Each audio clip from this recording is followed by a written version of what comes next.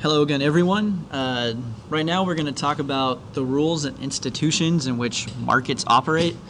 This is important because we did talk about the United States as a mixed economy. So it's not a command economy where the government does everything, but it's not quite a free market economy either where everything is open, the government never steps in. We're a mixed economy. So we're kind of a combination of both.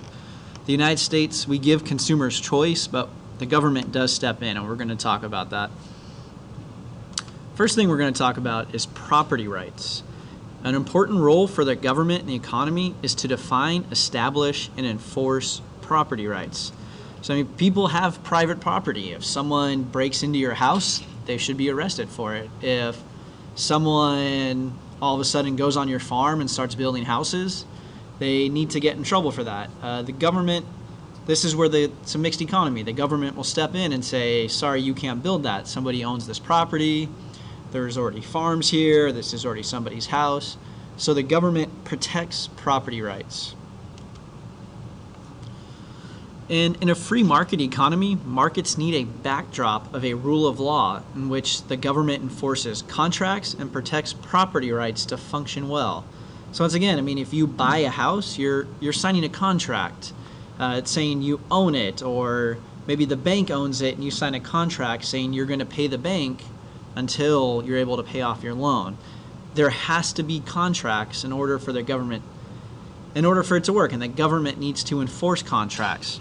So if you sell somebody a car and the contract says you're going to give them $10,000, and if you never give them $10,000, the government could come in and take your car away because you didn't uphold your end of the contract. So the government enforces contracts.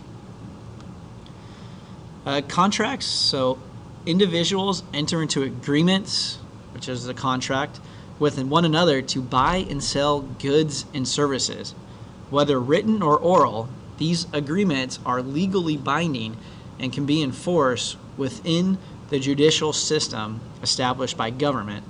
So this goes both ways to protect you. I mentioned before, if you buy a car and get a loan and you don't uphold your end of the loan and you don't pay off the loan, you'll get your car taken away. But let's say you buy a car online, you give somebody $10,000. Sorry, bell rang. If you give somebody $10,000 and they never give you your car, they are not upholding their end of the contract. So the government will come in and you'll either get the car or you will get your money back. They're binding contracts. And the judicial system plays a big role because if you don't get something, like you purchase a car and you don't get it, you can sue them in court or they can be punished with prison time.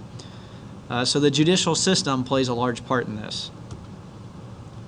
There's also labor management relations. So the government can intervene in labor management relations and can regulate competition in the marketplace.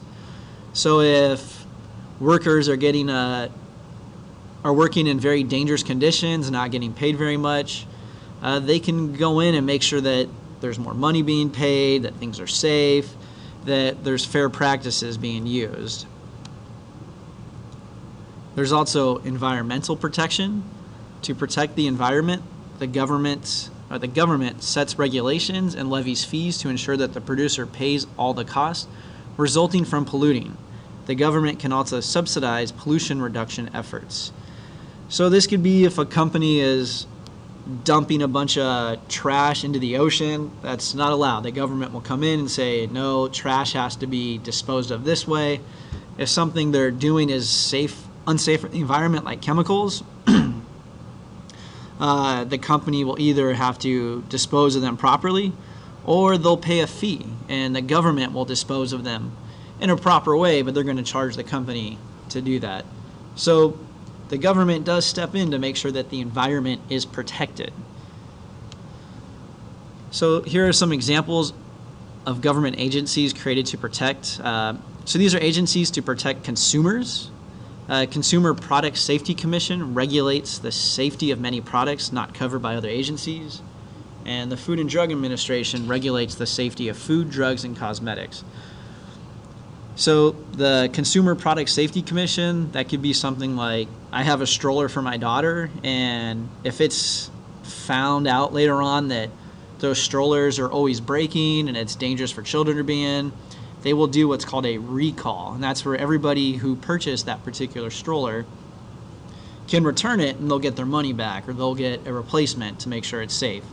And this company is responsible for doing that. The other department I'm talking about is the FDA, which stands for the Food and Drug Administration. They regulate the safety of food, drugs, and cosmetics. So if there's a medicine that came out that a lot of people are getting sick and it's unsafe, the FDA will step in and once again they'll recall that drug to make sure that everybody is safe. They don't want people getting sick. So the government does monitor that. Another agency created to protect is called OSHA. That stands for Occupational Safety and Health Administration. This one just has to do with occupational, so that has to do with your job. Usually construction sees this a lot. For example, if you have a construction job, you have to wear a helmet.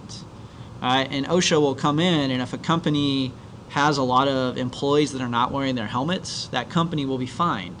You have to have safety standards. Same thing with, by law, if you work 8 hours, you're supposed to get a half-hour lunch break. And if OSHA comes in and they watch everyone work for the day and notice nobody's taking a half-hour lunch break, then that company will be fined. There are set rules to protect the employees, to make sure that the occupation is safe. And the last slide we're talking about is the environment. That agency is the Environmental Protection Agency.